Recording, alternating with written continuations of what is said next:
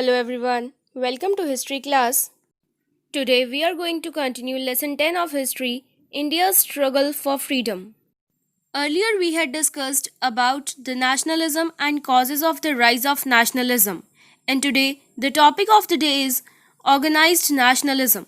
The main objectives of today's topic are you will come to know about the Indian National Congress, main aims of the Indian National Congress, the moderate phase 1885 till 1905 and the radical phase 1905 till 1919. But before discussing today's topic, let us recall definitions and cross questions related to the previous topics.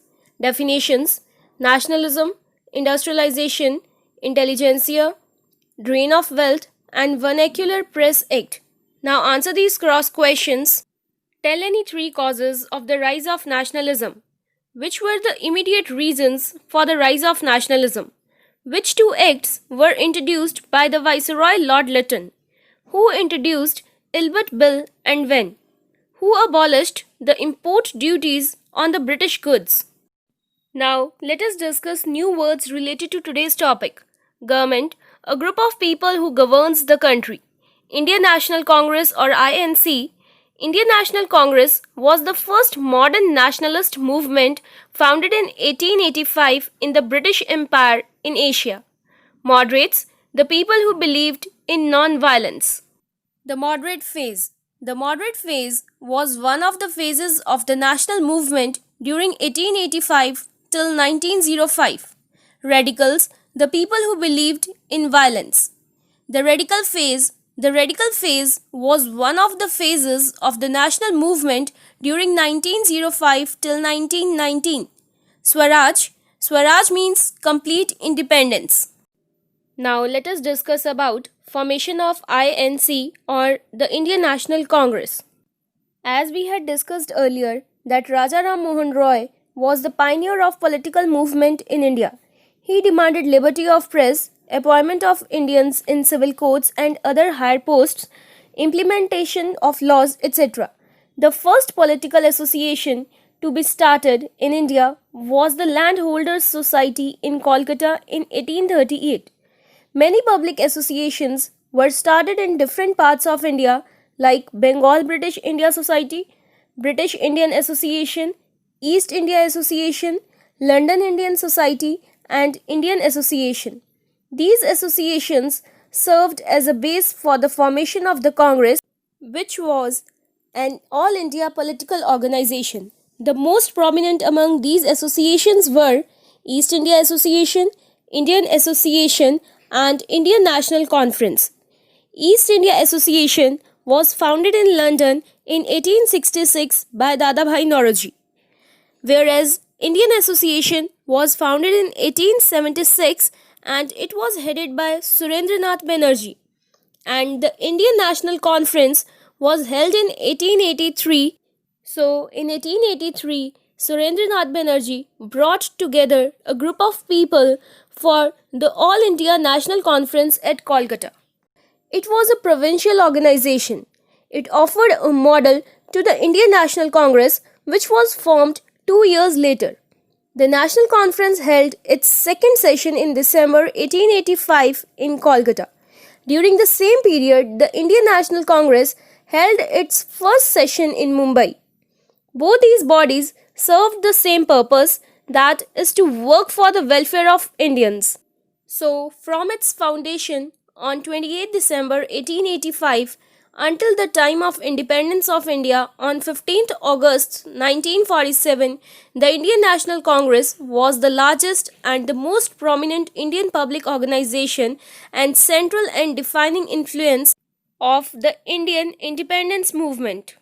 Now let us read from the book. Organised Nationalism, Indian National Congress. Surendranath Banerjee took the initiative and organized two All India National Conferences, first in 1883 and second in 1885. But in actual sense, the making of the first All India level organization was initiated by Ellen Octavian Hume. Means Surendranath Banerjee took the initial step and organized two All India National Conferences. The first session of the conference was held in 1883 at Kolkata, and the second session was held in December 1885. But actually, the making of the first All India level organization was initiated by A.O. Hame. While the Indian leaders like Surendranath Banerjee, Dadabhai Naoroji, Justice Ranade, etc., were moving towards the formation of an all India political body, luckily for them, help in this direction came from a strange source, that was from A.O. Hame, a retired British member of the Indian Civil Service. He wanted to set up an organization that would draw the government's attention to the administrative drawbacks and suggest means to rectify them. Hame wrote an open letter to the graduates of the Calcutta University asking them to dedicate themselves to the service of the people by forming a union to organize a well-defined course of action. This appeal produced the desired result. He convened a meeting at Gokuldas Tejpal Sanskrit College from 28th to 30th December 1885. Convened means brought together people for a meeting. It was attended by 72 delegates from all over India. Here, the Indian National Congress was formed. So, in 1884, Hame, in consultation with the Indian leaders, laid the foundation of Indian National Union.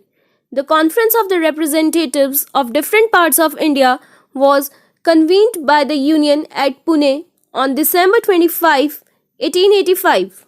But plague, which was a rat disease, broke out in Pune at that time.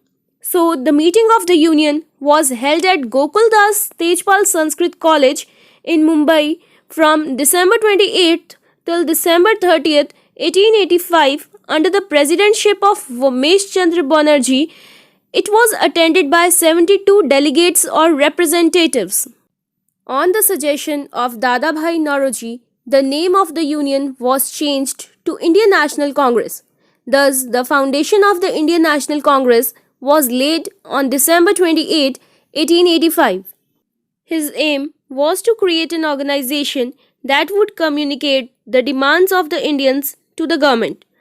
This would help prevent any kind of uprising of the Indians, as the government could be made aware of Indian demands and grievances.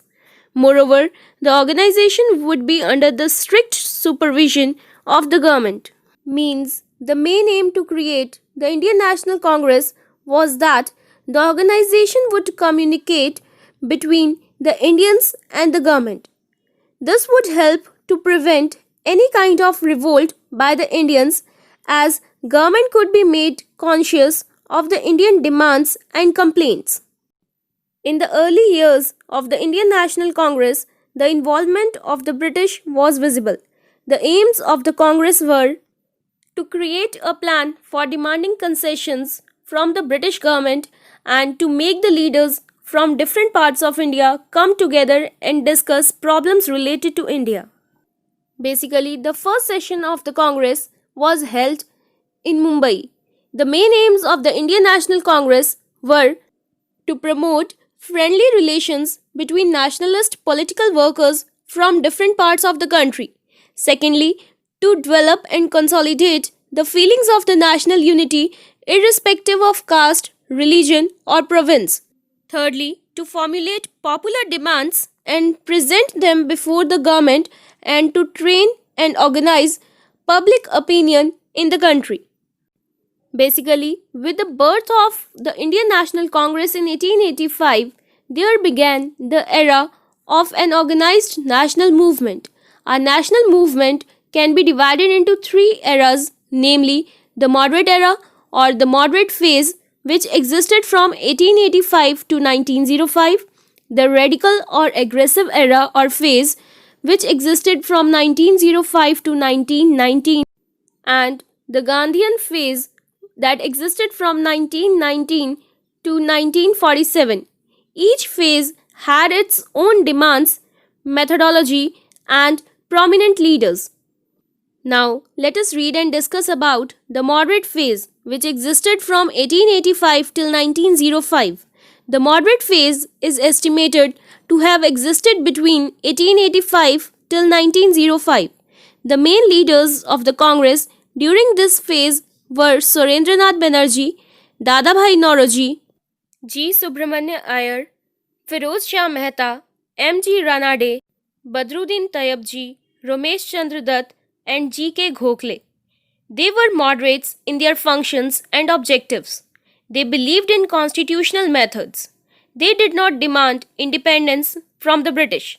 Their main aim was to increase unity among the Indians and to spread awareness about politics. Means the Congress was led and controlled by the moderate leaders during the first 20 years of the Indian National Congress that existed from 1885 till 1905.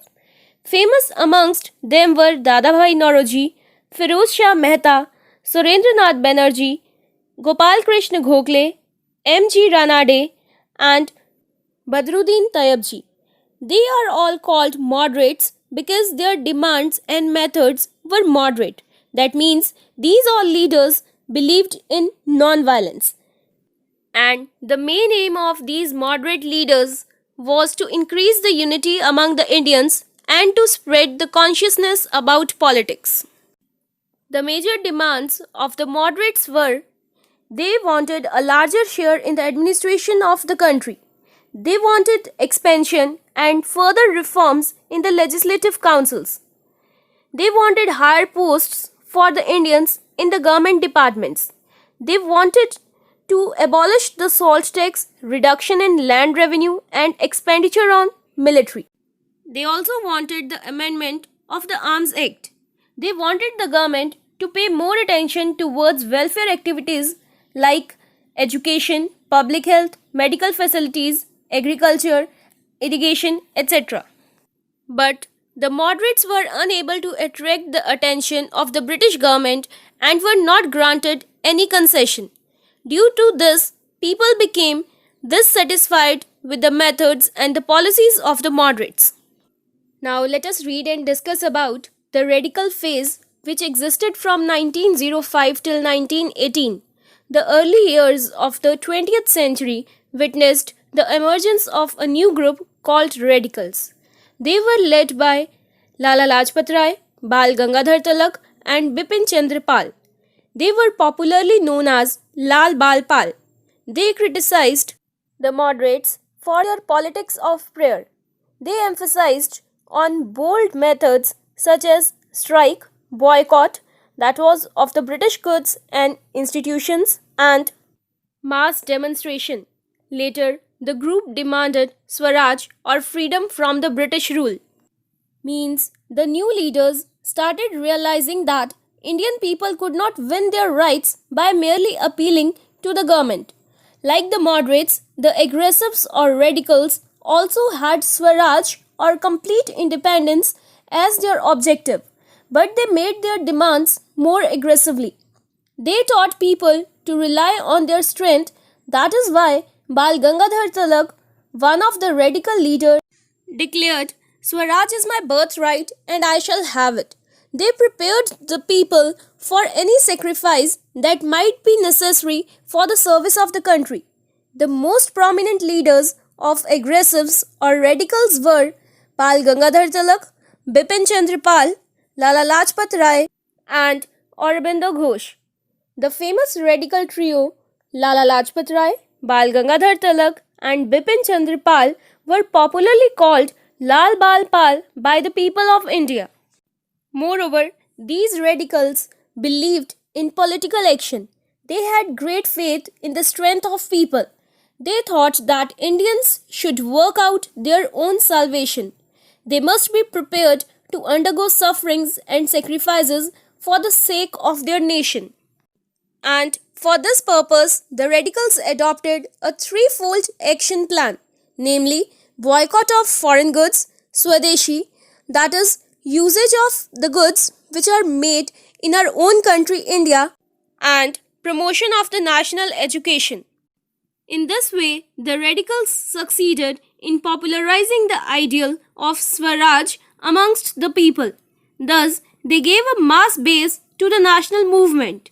They placed in the hands of the people two very important means of mass action, namely boycott and Swadeshi, which were later on adopted by Gandhiji and the Indian National Congress. Now let us read and discuss about the attitude of the British towards the Congress. Every year, Congress held its annual sessions in different parts of the country. All important decisions were taken on these occasions. During the early years of the Congress, the British attitude towards this organization was favorable. However, they soon realized that the organization had become the center of Indian nationalism and it was bringing Indians together against the British. So they started becoming hostile towards the Congress. Means the Congress held its sessions every year in December to chalk out programs to achieve its aims. The changes were made in the aims of the Congress from time to time according to the changed circumstances. Initially, in the early years of the Congress, the attitude of the British towards the Indian National Congress was suitable. But later on, the British felt that the organization had become the main center of the Indian nationalism and the organization was bringing the Indians together against the British. So the British started becoming unfriendly towards the Congress. So we can conclude that the Indian National Congress was created by A.O. Hame in 1885.